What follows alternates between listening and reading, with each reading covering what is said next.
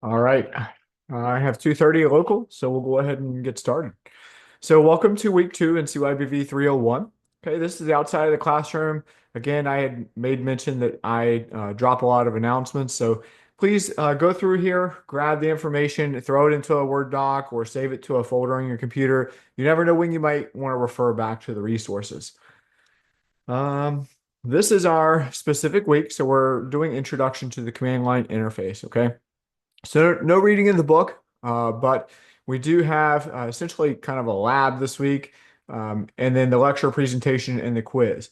And then just a forewarning, you're going to hear me say this probably multiple times during this lecture, but you need to have that command line interface in the VLE open during the quiz. Okay, it's going to ask you questions to manipulate the data in there based on the lecture for this week.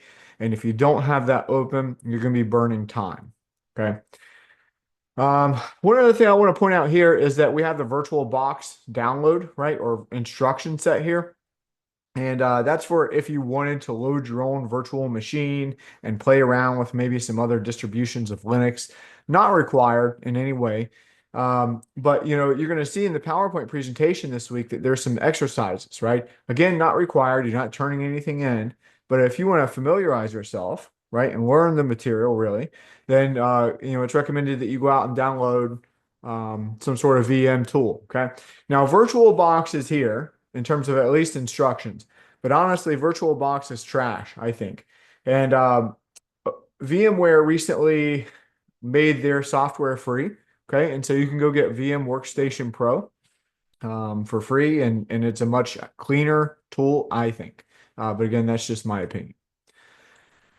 Let's take a look at the quiz stats from last week. Really, there's just one question that I want to address with the class. Overall class average was a 94.85, which is absolutely exceptional. There's a couple questions that have some deviations, but ultimately meeting my threshold in terms of needing to go over is just question 26. So bad news if there's a bunch of fluff in this question. Okay. Bad news if you're one of the hundreds of millions of online banking users around the world, the chances are your bank's website and web apps are horribly insecure. Not um, not false. Researchers at security firm Positive Technologies tested 33 websites and services and found that banking and financial institutions were some of the most vulnerable to getting hacked. Every financial site and web app the researchers tested contained a high severity vulnerability. Which of the following best describes the most likely motive for a cyber attack on a bank? Okay, so out of the choices we have here, one, I can already scratch off all of the above because the intent behind each one of these three are vastly different, right? And so it really doesn't make sense in terms to the question, right? Because one, cyber espionage is about like intellectual property theft, right? Or spying on someone. And so spying on the bank isn't going to net them anything really worthwhile. Okay. Hacktivism is pushing a political message, right? And that's not going on in this scenario. Okay. So really crime, and really it's financially motivated crime to steal money or credentials to user accounts and stuff like that so they can spend money ultimately is the outcome there. Okay. So that's why crime is the answer there. That is the only question that met my threshold, but I will pause for a second. And for those that are here attending the lecture, were there any comments, questions, or concerns that maybe you had on last week's quiz?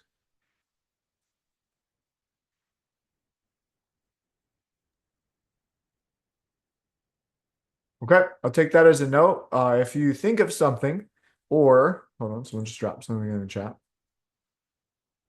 Okay. So if you think of something maybe later, or those that are watching this asynchronously, feel free to drop me an email, and I'm happy to answer any questions that you may have. All right, so I'm going to burn through the extra material this week because we do have, that lab and some stuff to demo today. So I want to make sure I get ample time for that. So what I'm going to show you real quickly is certification organizations. Okay, so there's three main avenues or educational avenues for getting a career in cybersecurity, right? There's formal degrees, which is what you guys are doing now. There's certifications, and then there's just like on the job apprenticeship, learn skills, things that you do at home. Okay. And to be honest with you, if you are not studying for some sort of certification, right now, you should absolutely be planning for it very soon. Okay. Certifications are very quickly approaching the same level of importance as a degree in employers' eyes. Okay. And so if you're just relying on your degree to get a job after you graduate, you might be in for a tough time.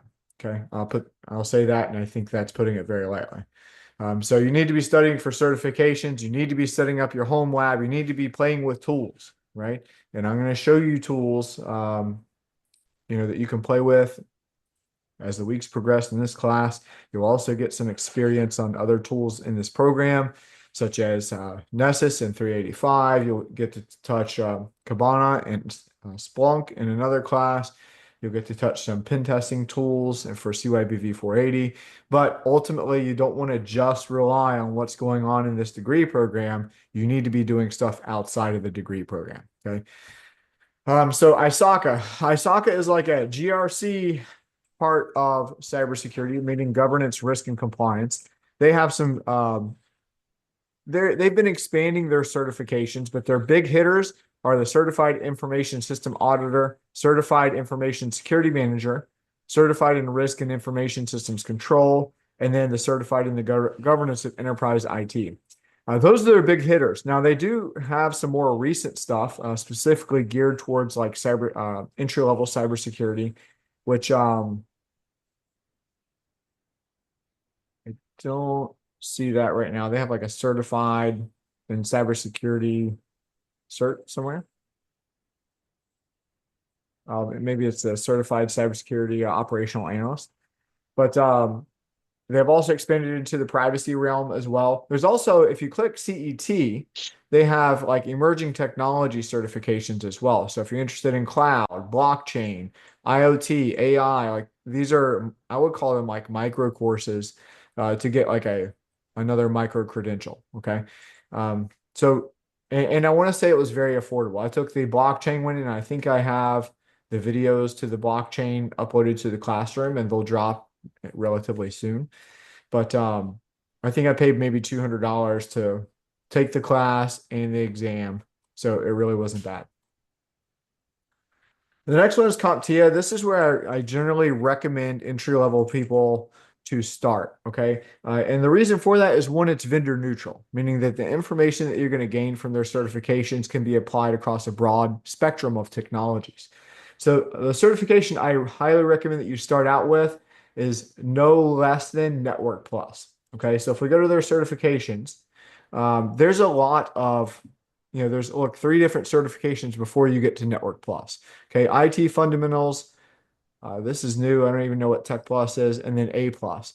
And while the information in them is very good, employers don't care if you have any of these 3 certifications. Okay, just being completely honest with you. Network Plus again is that like absolute minimum I would start with if you can, or if you're not intending to have a system admin, network admin job, then start with Security Plus as your basic, okay? And then from Security Plus, you would probably break into either CYSA Plus, which is the Cyber Defense cert, or Pentest Plus, which is going to be your offensive or red team cert, and then up to CASP. But they have other ones too, Linux Plus, which is going to complement the material we're going to cover today, Server Plus for administration, and then tons of other stuff as well. Now, if you go to take a CompTIA exam, okay, know that you don't have to pay full price as a university student. If you go to, let's say, CompTIA educational store, okay, they have a specific store available to individuals who are enrolled in college, and you can buy a discounted certification voucher.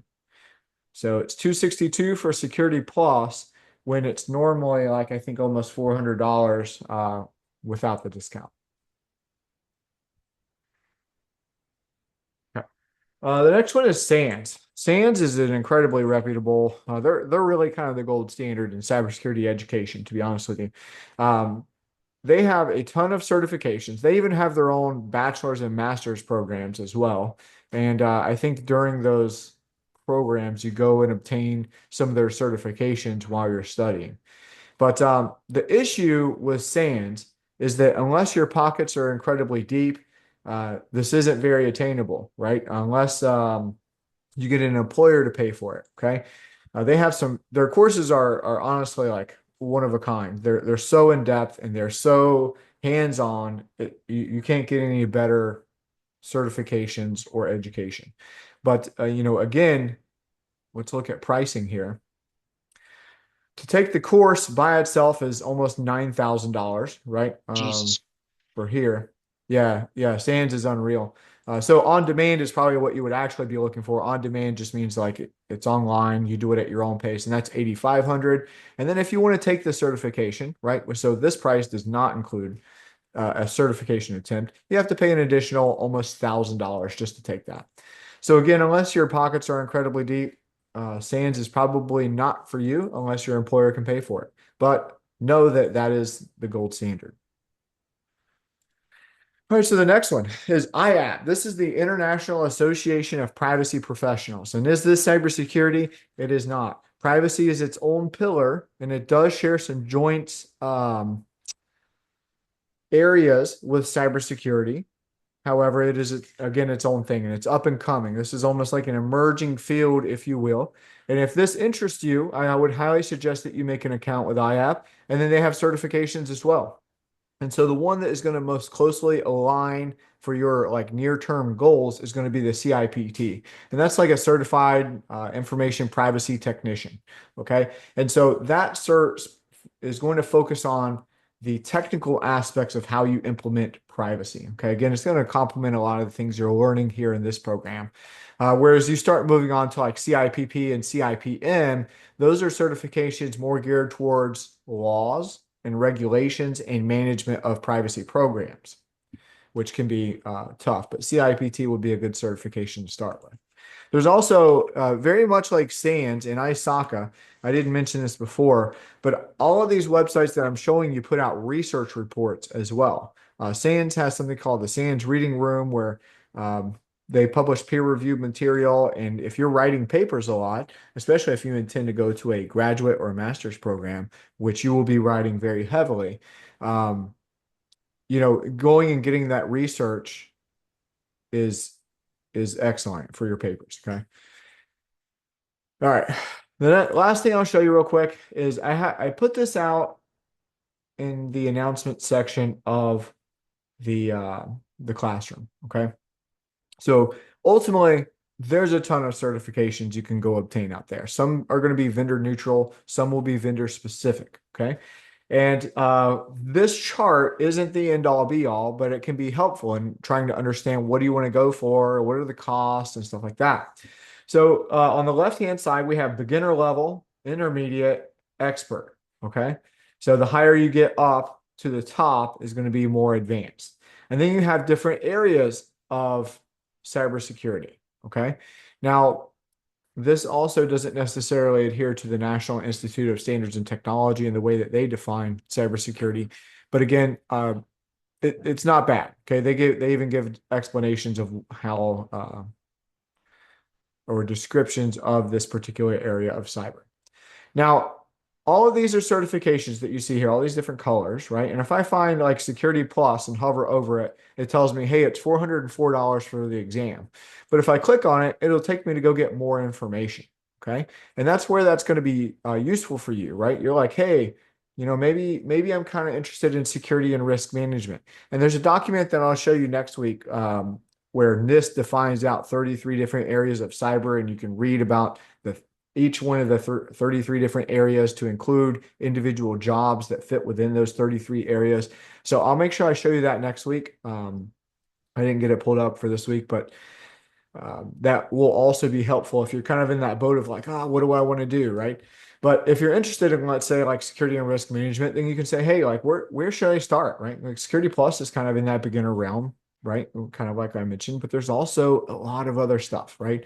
And so you can use this as just a guide to like, where do I go and what can I do next? So I'll pause there. Any questions, comments, concerns over anything that I covered for the extra material?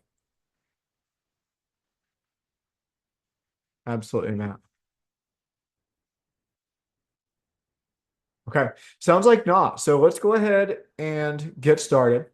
So again, I want to highlight, right, that one, that video accessing Cyberopolis is out there. If you have not logged into ultimately the CLI yet, like you're behind the curve and you need to get there ASAP, because if you email me on Friday, Saturday, or Sunday saying you can't get into the CLI because you didn't set this up before, um, it doesn't constitute an emergency on my part, is all I'm going to say. Okay. I put out the information last week. I'm showing it to you now. There's a dedicated video in the classroom, so there's no reason for it. But you probably don't have all this stuff in Portal, right? But you have your student portal. And what you're going to do is click on your class, go to course servers, and pretty much all the information you need is right here. Okay. The IP address to connect to the server that you need to connect to, your username, your password. And then if you haven't set anything up, go to the help section. How do I set up the client server? Please make sure that you select your right operating system, because Mac does not need to download PuTTY or Terminal, or I'm sorry, PuTTY or SolarPuTTY, right? Same with Linux, right? Windows is going to be the one that's going to be downloading the PuTTY program. And so it'll tell you all the settings you need to plug in, right? Again, all the way down to connecting the server with your individual username and your password. So I did not use PuTTY. I think I mentioned this last week, where PuTTY is fine, but SolarPuTTY by SolarWinds is a little bit more user friendly. So I've already set up all my information. I'm going to double click it and it just automatically logs me in. And I've used PuTTY for years, and I'm not aware of a similar capability. Not saying that it hasn't been updated, and maybe it does now, but over the years, it did not have that kind of capability. So I think that this is a lot easier than fumbling around with the username and password, which, if you watch the video, is incredibly finicky. So if you can get to this point, you are good to go. Okay, just know that. All right, so let's go ahead and get started on the material. Welcome to week 2, intro to the command line interface. Okay, this is our agenda, so please take a second to look over it and then we'll get started. All right, so what is the GUI and the CLI, right? Or GUI stands for Graphic User Interface. And I just want to also throw out there that on the quiz, there may be a question that says graphical user interface, and that's not a trick question. It means the same thing. Graphical, right? The intent's there, graphic user interface. Okay. And ultimately, it's characterized by things that you can see, icons, right? Files, folders that you can see.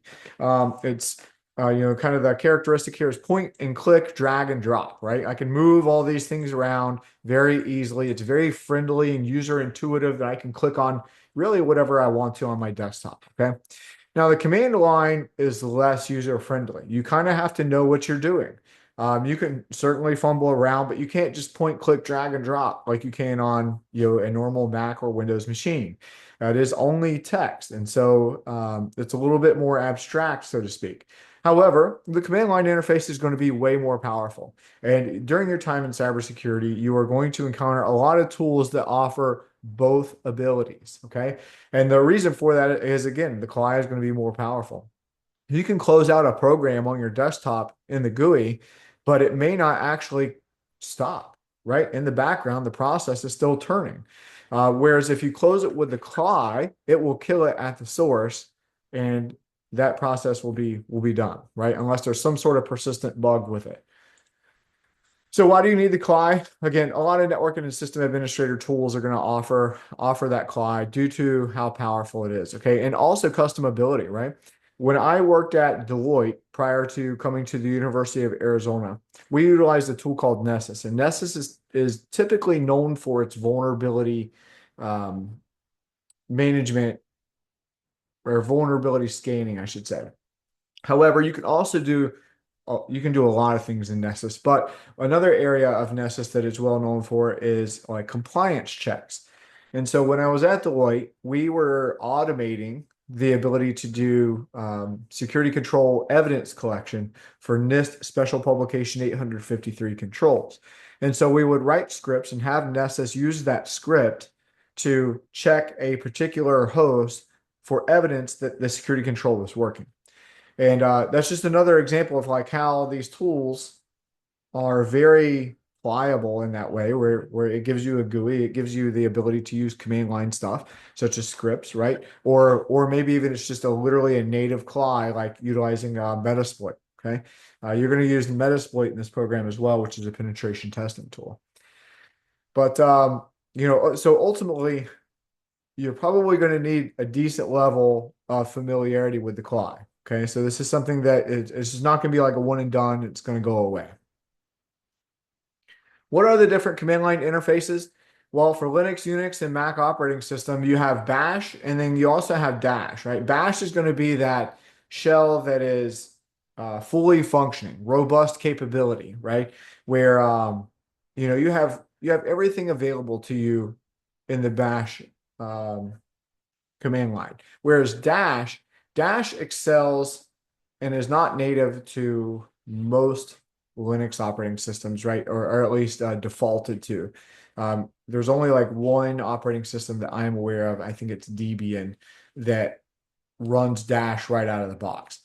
But Dash is going to be significantly faster. It is for system resource constraint systems, I should say. And it's POSIX compliant and it's very fast, again, just for like resource restricted computers.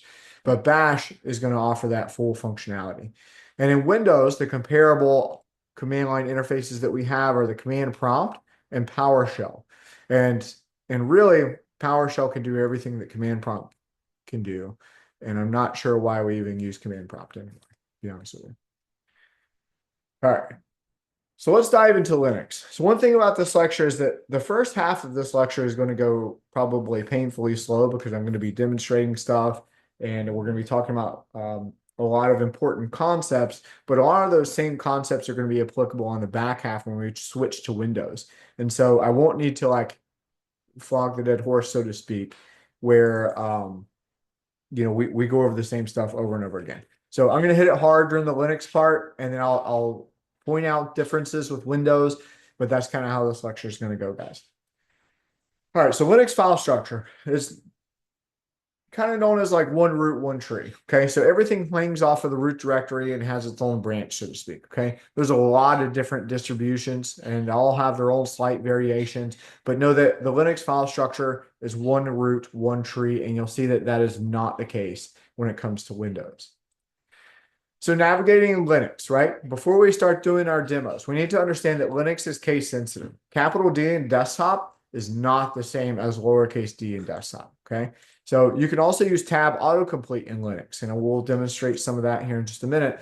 But, especially typing out file paths can be somewhat exhausting, right? Like typing all this out, if you can just tab your way through it for the most part, then that's going to be way quicker, okay? And so on that note of being quicker, once you get familiar in the command line interface, you can move around much quicker than you can a graphic user interface. It just, again, comes down to your familiarity with the command line and utilizing the shortcuts that are there. So slash is going to separate directories within a path, right? We see here, right? This is an absolute file path name. And then the dot and two dots that we'll see in a little bit represent working directory and the parent working directory. All right. Next we have some symbology in the command prompt. Okay. The $ means that we're running as a user. We don't have a lot of permissions provisioned to us. Okay. This is operating with least privilege and is less dangerous, right? Because if you think about it, if you are running as an administrator and the administrator account gets breached, now that attacker has everything that the administrator has. So even if you are an administrator on a network, you should be running as user as much as possible and only upgrading to those administrative permissions as necessary. Okay. And we'll see some different ways we can do that in Linux, primarily through the sudo command. But next, if you are running as an admin, right, or we call this root in Linux, we have this pound sign, okay? So that delineation off of your username, okay, whether it's a $ or a pound sign, will indicate the level of permissions that you are running with. Again, very dangerous, and you only want to do this when necessary. So utilizing that sudo command can be quite critical because it allows you to upgrade your permissions on like a one-time basis.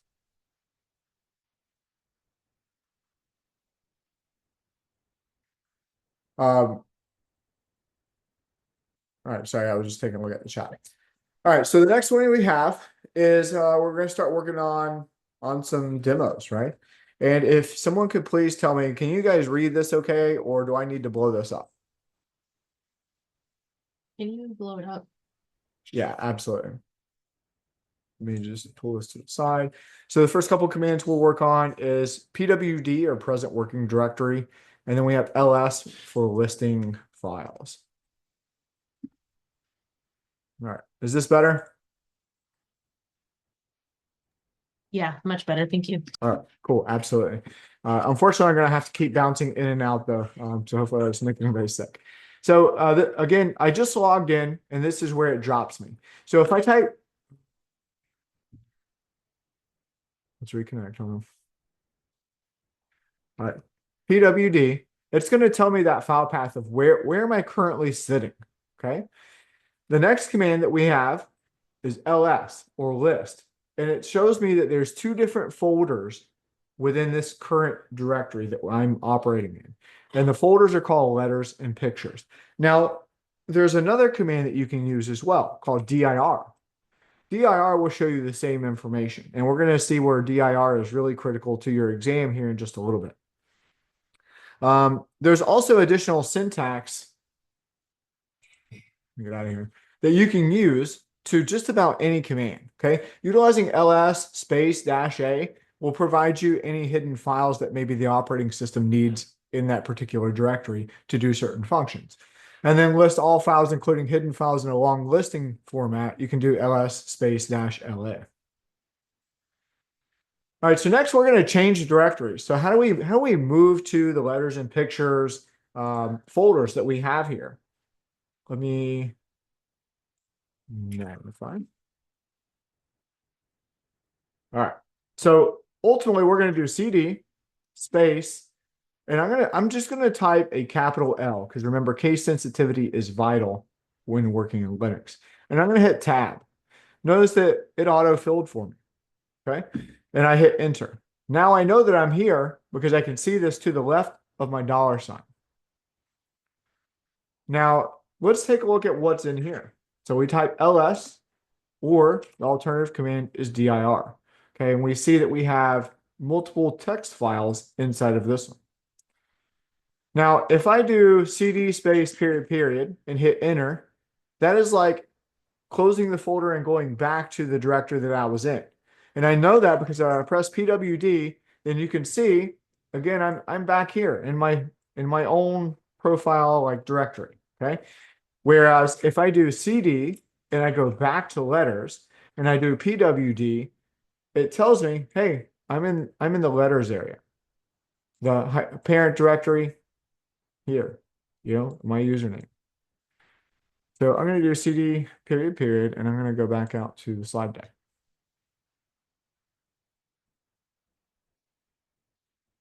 All right, another useful command is going to be clear. Sometimes this gets really cluttered, and you can just type clear, and it clears it up.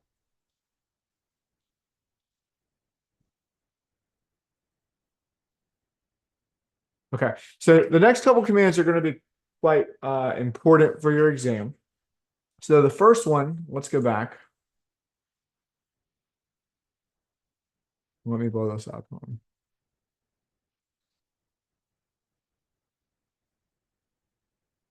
right. So again, right now, I'm going to do PWD. I see that I'm in my student folder. I'm going to change directory to letters. And then I'm going to do ls so I can take a look at what's in there. Now, the first command that is going to be important for your exam is md5 sum.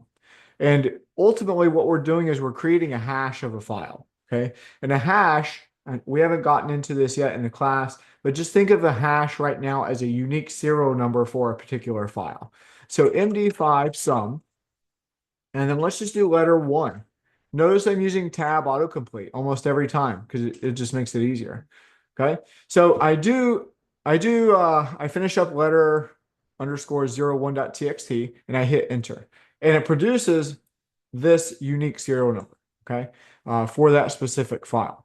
Now, some real quick, like notes on hashing, right? If I go into the letter underscore 01 text file and I change anything, I put an extra space. I take a lowercase letter to a uppercase letter, vice versa.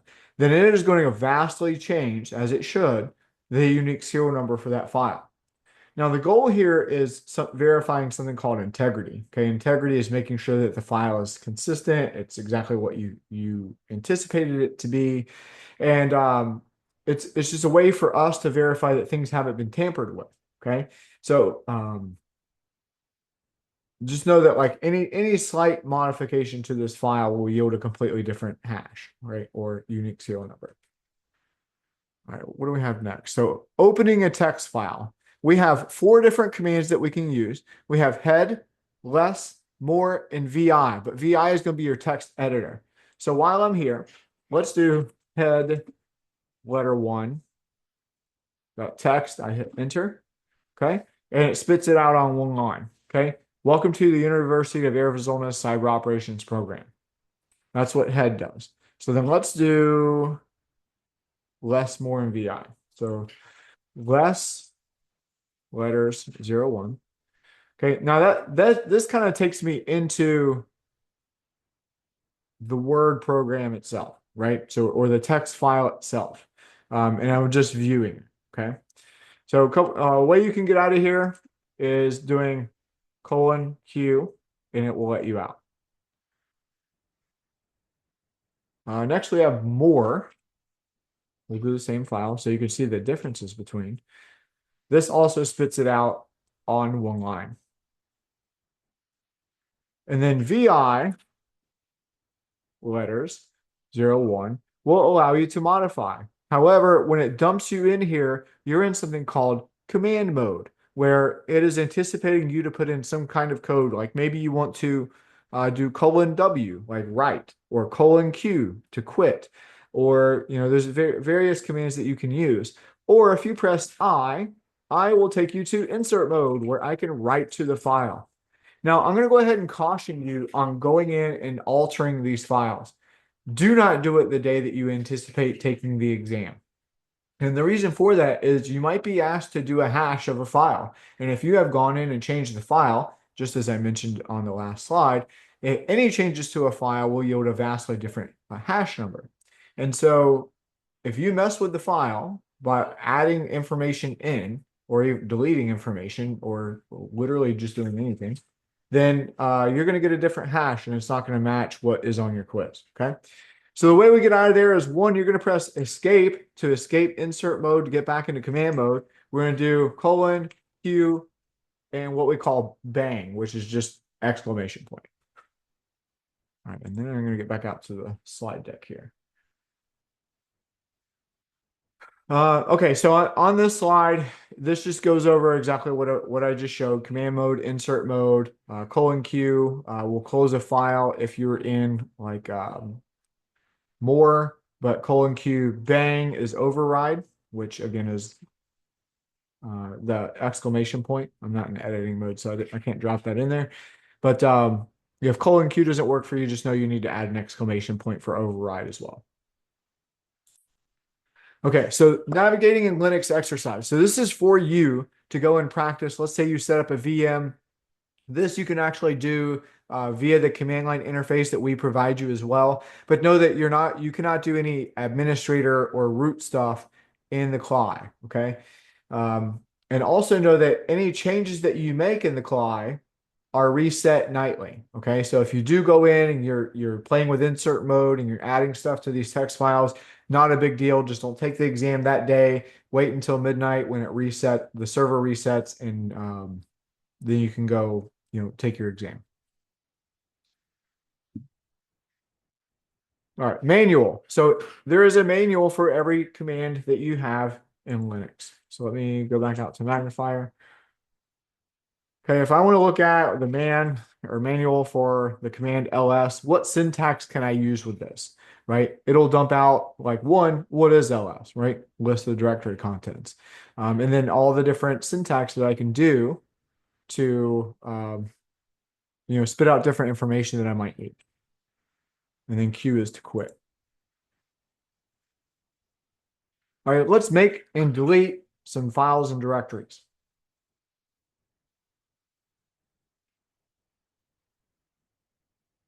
All right, so the first command we have here is, I call it make dir, right? mkdir. And I'm in letters, so I'm actually going to back up real quick. And if you recall, it's cd space period period, and it takes me back out. And I'm going to just do ls to see, hey, what's here, right? I'm going to do mkdir. We'll name the file simper. I'm going to do ls. Notice that now we have a new folder here. I'm going to change the directory to simper. I'm going to ls, see what's in there, and I see there's nothing in there. So I need to create a file, right? So I'm going to touch Fidelis.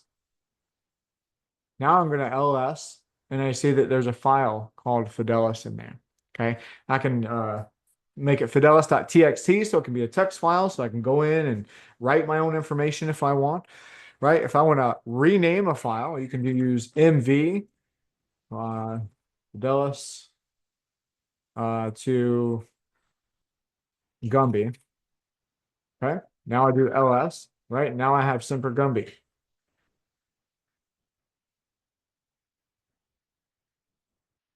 And then if I want to delete, sorry, I'm trying to look at the slide deck as well, so I'm making sure I'm hitting these commands. Or actually, let me back up. So you can move a file as well, right? So utilizing the same command, mv, you're going to take that file name, Gumby, and then I need to show the new file path, okay? So the directory name. So let's do, I'm going to show the home student 106.86. Let's do letters.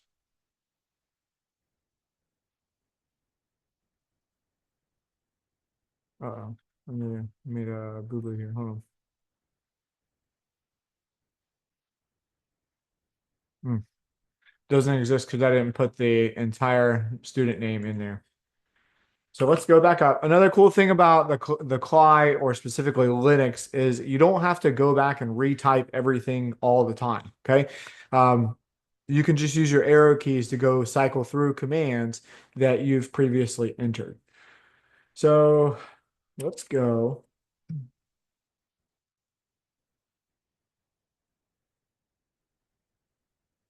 Okay. So now we've moved Gumby to letters. Let's verify that. I'm going to type ls. Nothing is in Semper. I'm going to do cd period period. I'm going to go back. We see that Semper and letters are there. We moved it to letters. So let's go take a look at letters. Oops. Okay, I typed ls, and now we see Gumby is there. Now we're going to delete Gumby, and then we'll delete Semper. So I did rm for remove Gumby. ls, Gumby's not there anymore. Okay. If we do rm Semper, sorry, I'm going to do a rm-r to delete all contents. We see Semper is gone as well.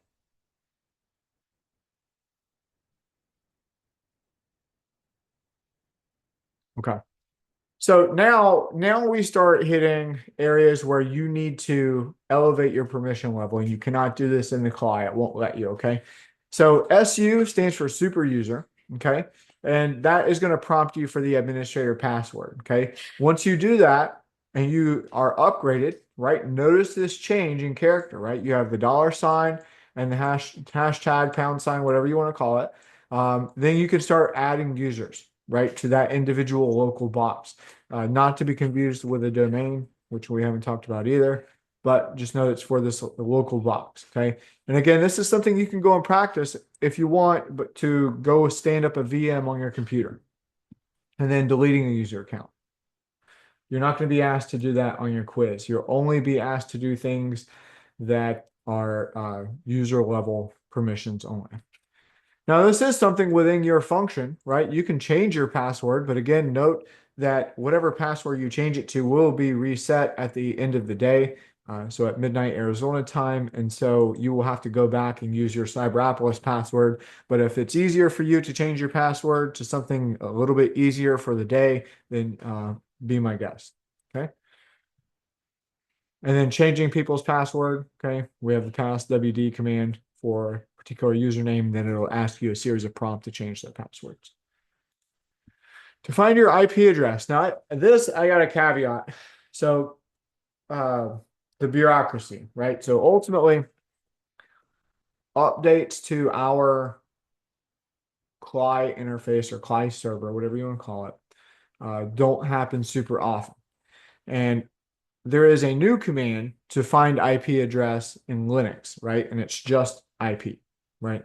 But our version of Linux on this server still recognizes ifconfig. And so those of you that work out in industry and you're seeing ifconfig and you're confused, just know that this is why, right? It's just like this in this server. If you don't know anything about ifconfig or IP, just understand there's another command out there for newer versions of Linux. And so you don't have to do sudo either. So let me show you real quick what will pop up.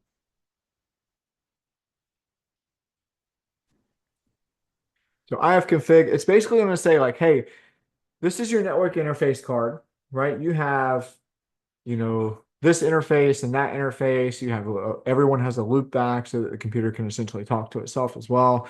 And then it's going to give you information about that NIC and how it's performing, right? RX being receive and TX being transmit.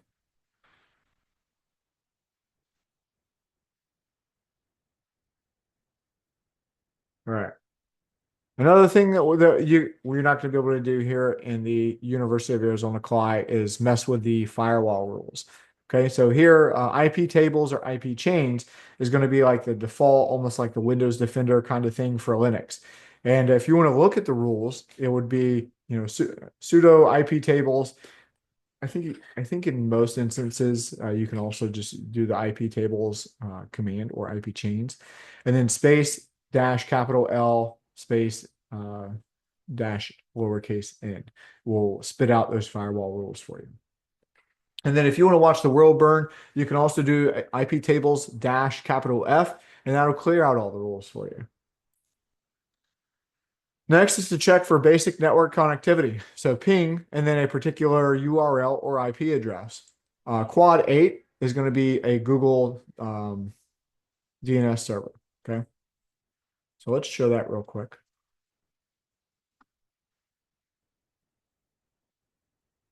So you can either do ping google.com, and you know that it's going well because you're saying 60, you're seeing information back, right? If packets are dropped, you'll get a timed out thing usually. And you can also see at the bottom, right, 4 packets transmitted, 4 received back. These are called ICMP or Internet Control Messaging Protocol. Echo request and echo reply is what is going on in the background. And you'll talk more about those when you get to 326. But I did the URL there. So if I do ping quad 8, same thing.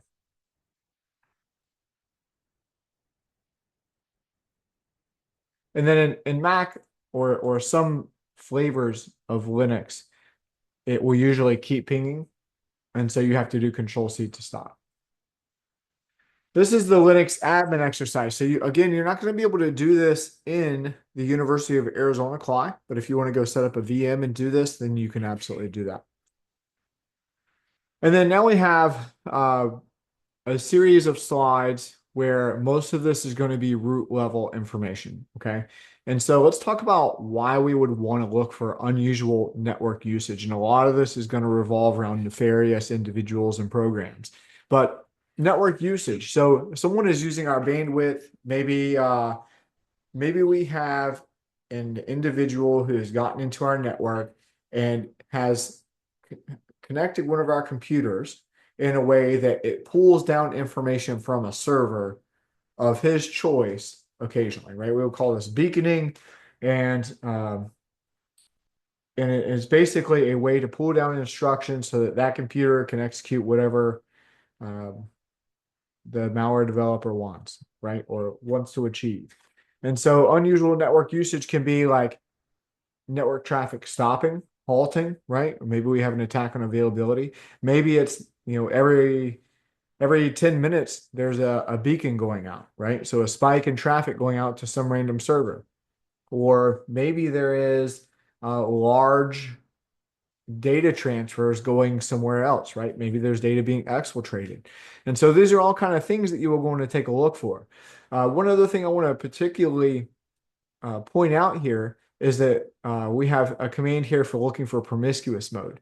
And so what promiscuous mode is the network interface card has been thrown into promiscuous mode. Normally, in normal operation, a NIC only listens to traffic that is destined for the configuration of that NIC or network interface card. But when it's thrown into promiscuous mode, that NIC is going to grab all traffic and attempt to listen to it. So it says it might indicate a sniffer. And that's someone who's maybe trying to listen in or eavesdrop on the network. Okay. And if they've thrown their NIC into promiscuous mode, that's one of the reasons that they would do that, so they can capture all that traffic utilizing a tool like Wireshark. All right, unusual processes and services, right? When we get malware, um, malware loves to open up, install things, run new processes, scheduling events, all kinds of stuff. Okay. But let me preface all of that with, if you don't have a baseline of what is normal on your system or systems, it doesn't matter. You're not going to be able to identify the anomaly unless it is so blatant that you can't ignore it. Okay. So in a organizational setting, baselines are critical. You must have everything documented. I think last week we talked about the Center for Internet Security Top 18. And the number one and number two things in the CIS Top 18 control framework is that, one, you have an inventory of your hardware and you have an inventory of your software. So you have to know what computers you have on your network, right? Or printers or anything that can have an IP address. And then, or be connected to the network. And then you must understand what software is on your system, because each piece of software may have dedicated ports to it. Okay. And so there's different layers that you can scratch back to say, hey, um, this piece of software typically runs over port 9,000, and we don't have that software, but port 9,000 is open. There's a problem here. They shouldn't be open, right? And so again, baseline for really everything that we're going to talk about is going to be absolutely critical. If your organization's not doing that and you want to make a really positive impact, then go help them do that. A real quick side story. When I worked at Deloitte, we were consulting for a very large federal organization, and we were utilizing part of the contract was helping to establish that baseline or re-verify their baseline for hardware assets. And we did like a Nessus host discovery scan, and the resulting report showed that this very large, well-known federal organization had over 50,000 additional assets on their network that they had no idea where they came from. And this was only just a couple years ago, right? So think like maybe 2020 timeframe. And a lot of those systems were running deprecated operating systems like Windows 8, Windows XP. And it's like, that is the security risk there is incredible. Where are we at? Unusual files. Again, this is something that will accompany malware, right? Like this could be like small files, very large files, files that just randomly keep getting added, naming conventions, weird naming conventions, right? So like looking for files with dots and spaces, right? Like malware loves to do this as it's replicating itself across your system, making additional informations or maybe areas of persistence so that the malware developer can get in, right? Almost like a Trojan where they have access to your desktop if they want, okay? Unscheduled or unusual unscheduled tasks, right? Maybe something gets scheduled so that it says, hey, every Tuesday, run this program or run this script or do that, right? And if you didn't do that, that's a problem. It's called an indicator of compromise. Okay. In Linux, we call this cron jobs, and cron jobs is just like a repeated task that's scheduled.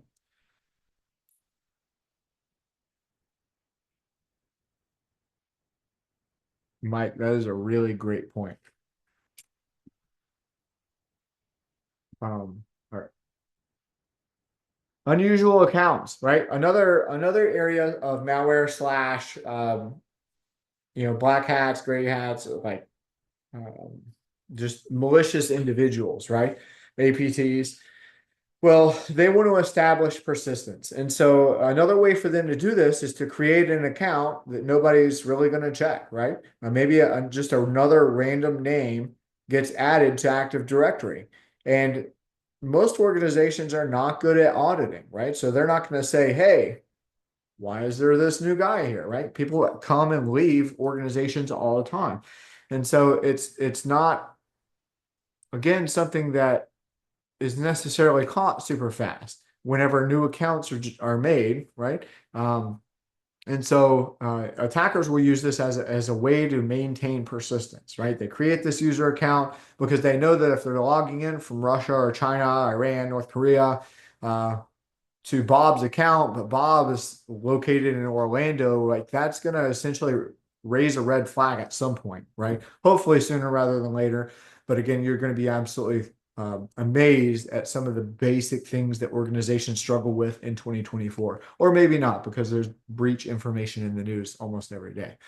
But again, just another area where attackers love to gain a foothold and create their own user accounts. And ideally, if they can create their own admin accounts, then they'll do that as well. Log entries. So this is important from a couple different standpoints. One would be trying to put the story together of what is going on, right? For any particular event or incident. But the other part of this is anti-forensics, right? If you start seeing that all of a sudden all of your logs on all of your computers between the hours of 4 p.m. and 5 p.m. are just missing every single day, that could be a problem, right? Not necessarily, maybe all the computers are off, but highly doubtful. And then, or if you see log entries and maybe they're not doing anti-forensics, then you start seeing things like RPC calls, right? Remote procedure calls. That could be a problem too, right? If someone's not doing some sort of remote administration. And so that would be something that you would say, hey, we need to, run this down and see where this is coming from. And then other unusual items such as sluggish system performance or excessive use of either disk space, CPU, or GPU. It is very popular nowadays for malware to get onto your system and not necessarily do anything malicious, but it is going to use your system for crypto mining. And where that's really painful is it will squeeze your CPU and GPU significantly, right? You'll see like maybe you just opened a Word doc and nothing else is open on your computer except for the malware running in the background. But your CPU spike, I'm struggling now. CPU usage will spike to like 100% and everything starts like really struggling. Okay. Or your GPU usage or the graphics processing unit. Those are other indicators of compromise that you would want to look for. Okay. Load average, right? And then, I mean, that's really the essence of it, right? You can utilize these commands to look at system performance, to free, excessive memory, and then taking a look at your disk space. All right, that was a lot. Comments, questions, or concerns?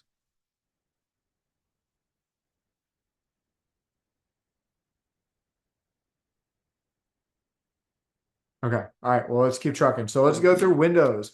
Windows is known as many roots, many trees, right? You can have a C drive, F drive, B drive, A drive, Z drive, all these different things, right? Your floppy disk drive, your CD-ROM drive, your DVD-ROM drive, your this, your that, your thumb drive, right? So a lot of things will have its own structure to it, okay?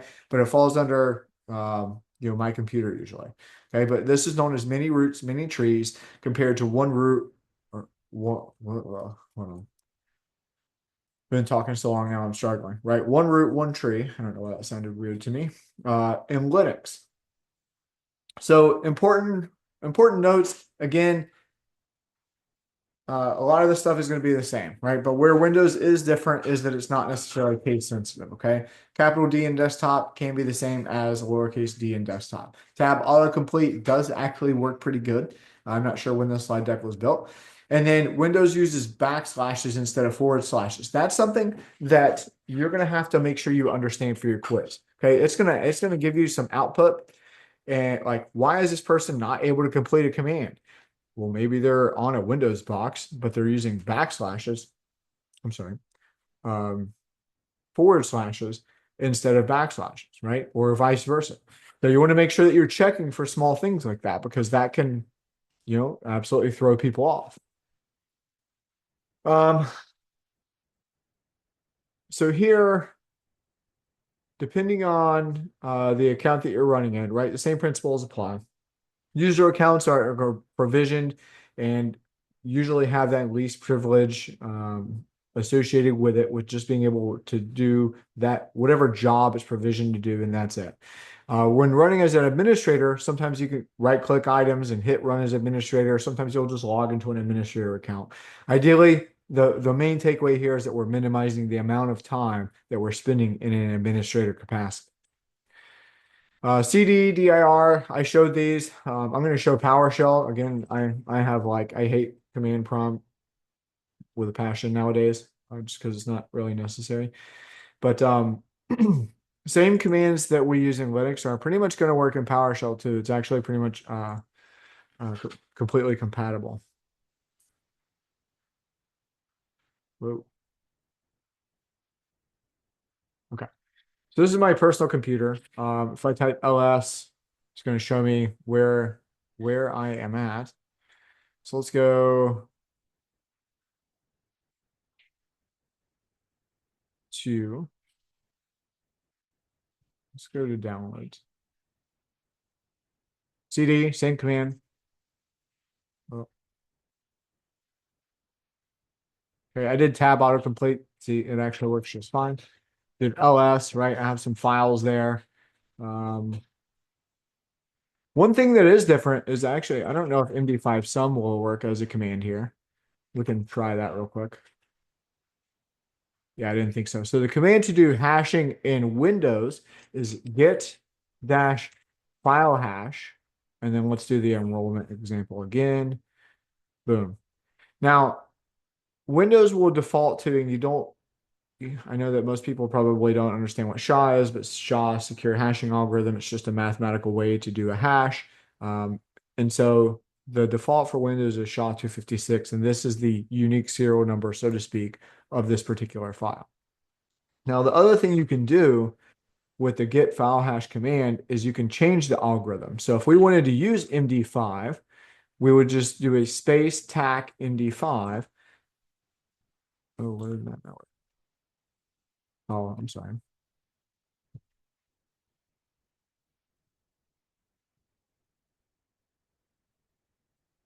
There we go. Sorry. So dash algorithm space, and then you would specify whatever one that you wanted to use.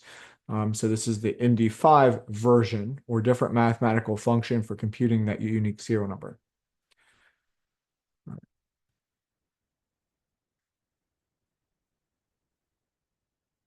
Hidden files, dir/a. We showed CD. I think I did CD period. Either way, it works the same way. CLS. I want to say CLS does not work anymore that it's clear. Oh, CLS does work.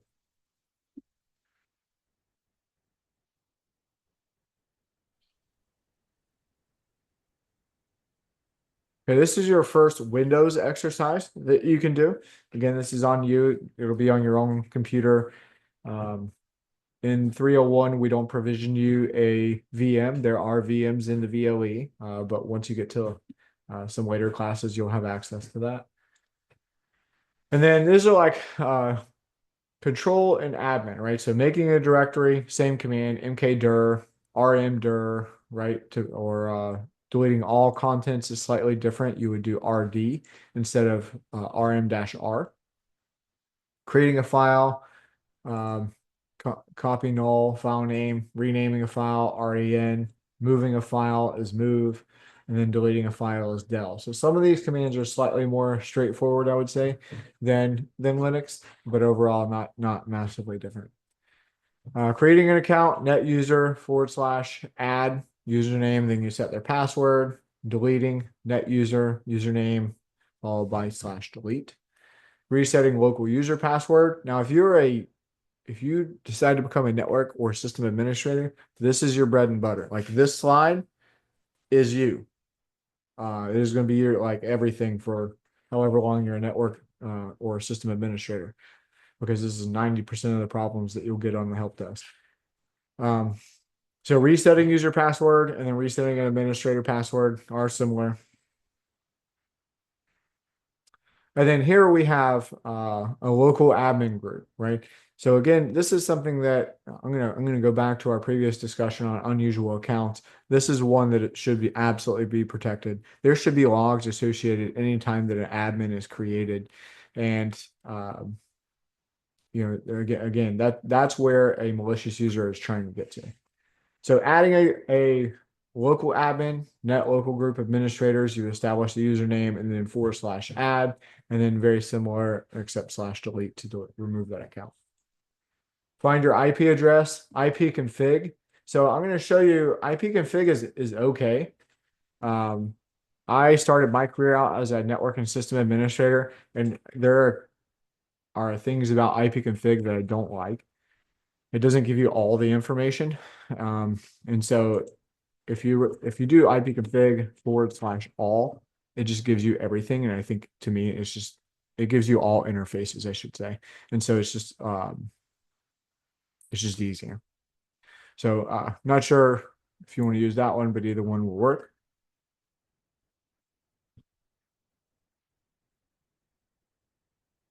All right, firewall rules. Again, this will kind of depend on what you have configured, but whether you're using some third-party software like Windows Defender. But identifying the rules, net sh advanced firewall, show all profiles, and then we can turn the firewall on, we can turn it off, and we can clear the rules and watch the world burn if you want. Ping works the same way, URL or IP address. This is the next Windows exercise for you to do if interested. Again, not required, and you're not turning anything in, but you should get familiar with these things. So same conversation here, unusual network usage, all of these slides that we have here, right? It's showing commands that you can use to check various aspects of network usage. And this is not the end all be all. Like there's a lot of different ways you could do this, a lot of different commands that you can use that aren't even shown here.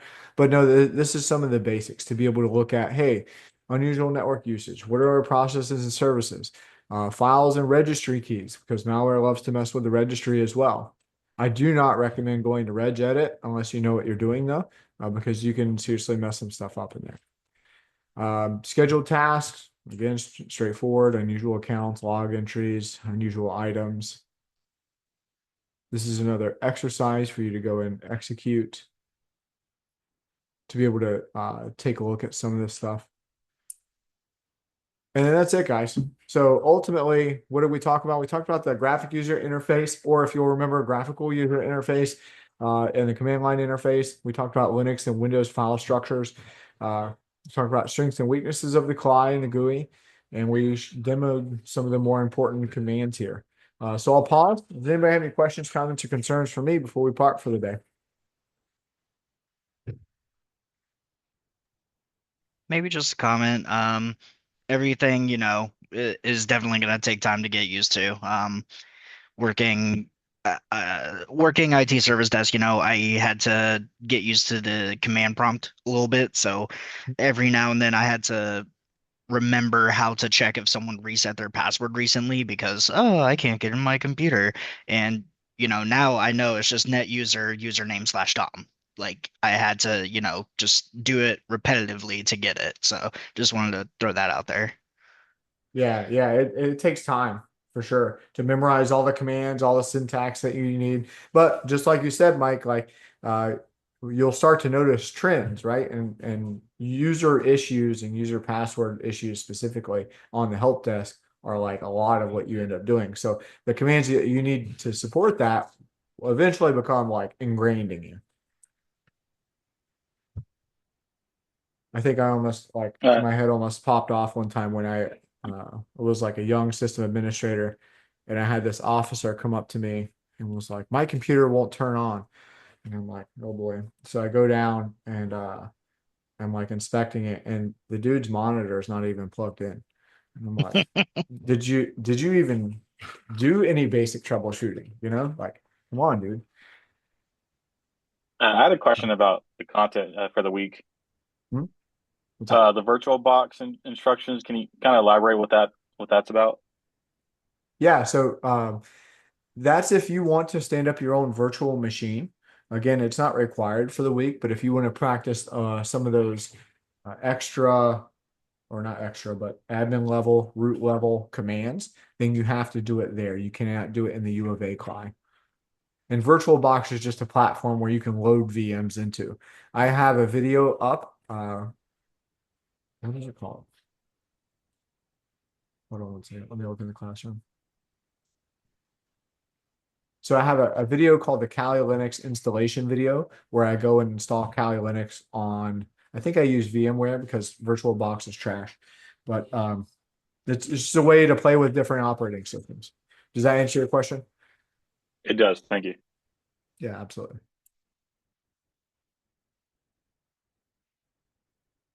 So no week 2 reading, just the lecture and presentation and the PowerPoint. But again, I can't stress enough, please, when you go into your quiz, you must have your CLI available to you. Okay. Because you're going to have to do some of the stuff that I showed you, some of those commands, like specifically MD5 sum, head more or less. You won't need VI. Um, the other piece of advice I'll give you too is make sure that whenever, let's say you get asked to verify a hash, like you may not get the entire hash, you might get a truncated portion of that, usually like the last 4 or last 5. And if they match, then you're probably good to go. What other questions do we have? Yeah, Will I we had need one quick question. both CLIs for the quiz, or just one will work? What do you mean both? There's only one. Well, I just like if we needed to either, okay, so it's either Linux or Windows for the quiz? Oh, okay, I get it. No, you're not going to be asked any Windows questions on that exam. On the back of the Windows question, yeah, just out of curiosity, is there like a huge disparity in terms of like security quality from like SHA versus MD5? Yes. So when you're talking about hashing, what you're trying to prevent is something called collisions. Collisions occur when 2 dissimilar files Yeah. have the same hash. MD5 has actually been prone to collisions. I think Microsoft many years ago spent hundreds of thousands of dollars to prove that MD5 was prone to collisions. However, funny enough, in court digital forensics evidence trials right now, MD5 is still the go-to hash. But so to answer your question, why would you want to use SHA-256 over like MD5? It's because SHA-256 hasn't been prone yet to show collisions. Does that make Okay. sense? Yes, thank you. Okay. Mohammed, I think you had a question too, right? No, I'm good. I just realized I joined late because of the time difference now. I think we were like 2 hours, 1 hour behind. Now we're 2 hours behind. So just a little comment Gotcha. on Okay. that. It's always 2:30 Central Time. I live in Florida, so Gotcha. I was thinking you're Mountain Time for some reason. gotcha. I'm sorry you live in Florida. Hey, Florida's the freedom state. I'm from there. I grew up there. It's just Okay. humidity is not for me anymore. No, I can understand that. Where do you Yeah, live man. now? Arizona. Okay. Where Yep. did you live in Florida? Daytona Beach area, actually. Okay. So we're just outside of Pensacola, like in Milton. Okay, gotcha. I know where that is. Anybody else have any other questions?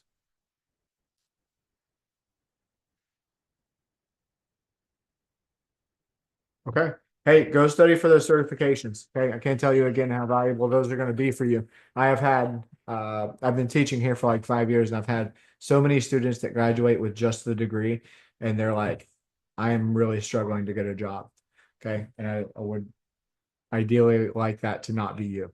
So please go find some certification that you're interested in and start hitting the books on that stuff too.